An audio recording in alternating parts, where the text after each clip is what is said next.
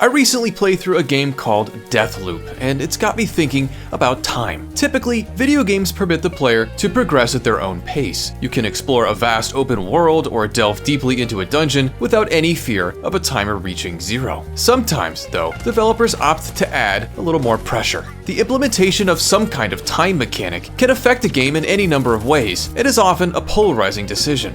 In this video, I want to analyze how a handful of games each incorporates time differently and what effect that has on each overall experience. Let's start with Deathloop.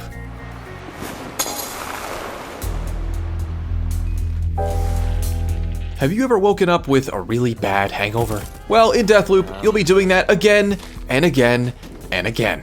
Playing as the charismatic Colt, you find yourself stuck not only on the island of Blackreef, but also in a time loop, forced to relive the same day ad infinitum until you can figure out a way to break the cycle. In order to do this, you'll have to eliminate 8 antagonists, known as visionaries, across the island. But there's a catch. The visionaries are spread out across the game's 4 primary levels, meaning that if you just attempt to start picking them off one by one, you'll run out of time before the day resets, forcing you to start from square one.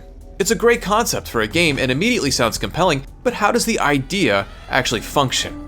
Deathloop was developed by Arcane Studios, best known for the Dishonored series. As you may expect, Deathloop operates as a first-person immersive sim. Like Arcane's past works, you can choose to explore stealthily, implementing infiltration over confrontation, or take a louder, more lethal approach. As I mentioned, there are 4 main levels, each offering an open hub of sorts to explore at your own pace. There are plenty of locked doors or obstructed paths, but with enough ingenuity, you can usually find your way through. While the foundational structure may be similar to some of Arcane's past works, there exist some key differences as well. What?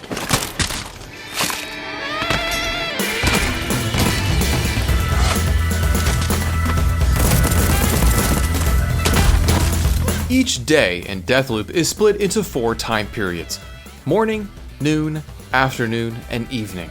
During each of these 4 sections, you can select one of the 4 levels to explore. Once you're in a level, time stops, so you can explore as much as you want without any fear of running out of time. But once you exit the level, you move on to the next period. If you die 3 times in a level, the day resets. What's most important to note here is that each level changes throughout the day. So while Updom, one of Blackreef's cities, may seem quiet in the morning, at night it plays host to a huge party that provides an opportunity to eliminate multiple visionaries. These shifting circumstances mean that you'll ultimately need to explore every area at each time of day to ensure that no stone is left unturned. This all might sound a little bit overwhelming, but it's much more manageable than it may initially seem. The game organizes all the clues that you discover and helps point you in the right direction. Essentially, the game will always tell you what you're supposed to be doing and then leave doing it up to you. The concept of Deathloop immediately presents a lot of mechanical choices, and for the most part, I think Arcane makes the right calls. For example, removing any kind of time limit once you're actually exploring the level allows the player to breathe and fully explore the environment around them. The 1-day limit may seem as though it's intended to apply pressure, but it actually serves to encourage creativity. No matter what, you're going to have to replay multiple loops, so you don't need to worry about failure.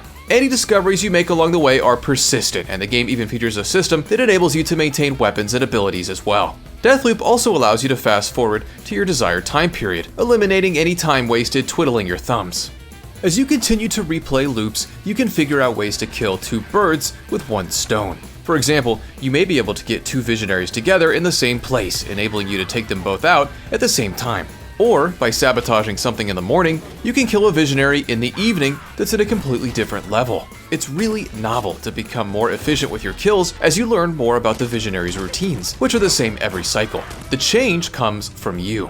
Unfortunately, Deathloop ends up being a bit restrictive, with only one viable way to achieve your ultimate goal, but the journey getting there is refreshingly unique. Deathloop is a relatively young game, having released in 2021, but for our next title, we're going to turn the clock all the way back to 2006.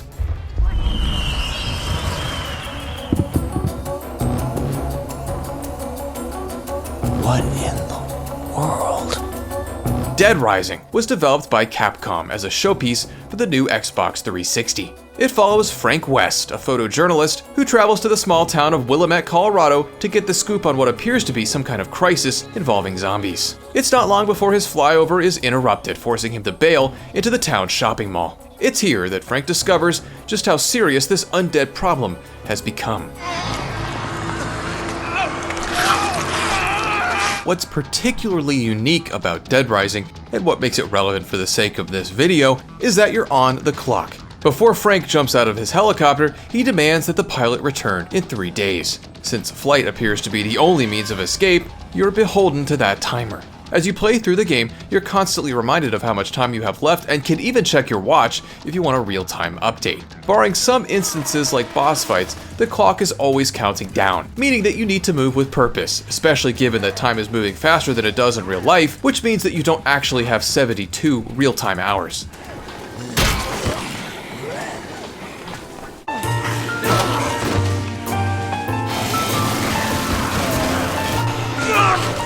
Dead Rising's structure is built around its timed nature. The main story consists of case files, which act as a roadmap for solving the game's overall mysteries. The case file map shows you each story beat that you need to hit and its respective deadline. So, for example, you may have a beat that needs to occur by noon on day 2. If you make it to the specified location on time after having completed the preceding case files, the story will progress as it should. However, if you're late, then you've missed the boat. At this point, there's no way to complete the story, but that doesn't end the game. You're still free to explore the mall and kill zombies or rescue fellow survivors hidden in the various outlets. Doing so will reward you with valuable XP that allows Frank to level up, increasing stats like damage output, inventory space, or maximum health. These optional rescues still operate on a timer though, so if you don't work efficiently once you're notified of someone in need, they'll perish before you ever reach them. Come on! It's likely that you won't be able to successfully complete Dead Rising on your first playthrough, given its stiff challenge and strict time limit, but the good news is that all of your stats improved through leveling will carry into your next run, making the game significantly easier. This means that the best approach is to spend most of the initial run just focused on making Frank as capable as possible for the next run. Such a structure actually makes Dead Rising feel a bit like a roguelite, minus any procedural generation. I know all of this may sound overwhelming, especially the risky combination of timed escort missions, but trust me, you owe it to yourself to play through Dead Rising. I'll admit the gameplay feels very outdated, but hey, a new deluxe remaster was just announced that should fix all of that. So maybe just wait for that. You know how to use this? Kinda. I've covered wars, you know.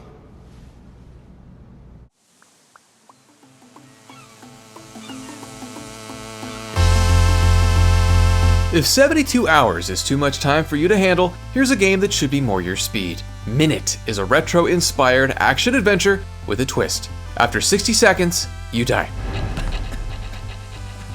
That's right, no matter what you try to do, your life ends after just 1 measly minute. That surely sounds like an abbreviated journey, but there is of course a catch. You've got as many 60-second sessions as you'd like to achieve your goals, and some of what you accomplish is persistent. For example, you can find a sword early on in the game, and once you've got it, you've got it. Even after death, you'll still retain the sword, which can be used to cut down bushes, thereby unlocking shortcuts, enabling you to explore further before you bite the dust. The game is full of clever ways to expedite what you need to do, enabling you to slowly chip away at your ambitions. One of the things I love most about Minute is that it wears its inspirations on its sleeve, and yet pushes itself to adopt an identity all its own. Clearly, this game is inspired by The Legend of Zelda with its overworld, combat, and environmental puzzle solving. And yet, the addition of its time mechanic injects Minute with a pervasive freshness that prevents it from being labeled as derivative. Its strict time pressure settles Minute into a much more fevered cadence than Zelda